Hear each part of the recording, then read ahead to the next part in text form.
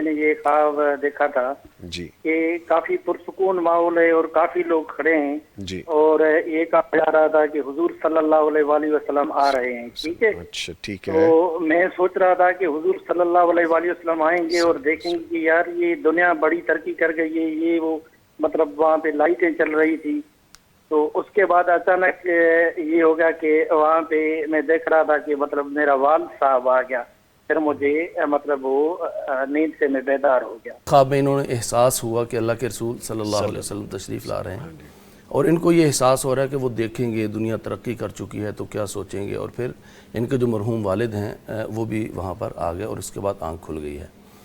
تو اگر دیکھا نہیں ہے، صرف احساس ہوا ہے، تو اس کا مطلب یہ بھی ہے کہ ان کو کسی غلطی کا احساس ہوگا، سنت سے دوری کا. اچھا بسا اوقات انسان اللہ کے رسول صلی اللہ علیہ وسلم کے طریقے سے دور جا چکا ہوتا ہے. میں ان کے بارے میں نہیں کہتا، غفلت کی وجہ سے بعض دفعہ ہو جاتا ہے دنیاوی معاملات. اب دیکھیے اس کے ساتھ ایک چیز کیا جڑی ہوئی ہے کہ احساس یہ بھی ہو رہا ہے کہ دنیا ترقی کر گئی ہے.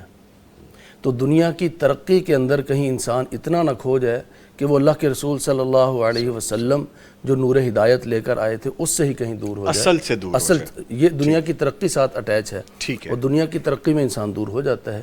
اس لیے یہ احساس دلایا جا رہا ہے کہ دنیا میں اتنا آدمی نہ کھوئے کہ وہ سنت سے اللہ کے رسول کے طریقے سے ہی کہیں دور نہ ہو جائے. اور پھر والد گرامی بھی وہاں پر آئے. اس کا مطلب یہ ہے کہ یہ مزید احساس دلایا جا رہا ہے. بڑوں کا یوں آ جانا وہ مزید احساس کو تقویت دیتا ہے کہ سنت کے قریب آئیں.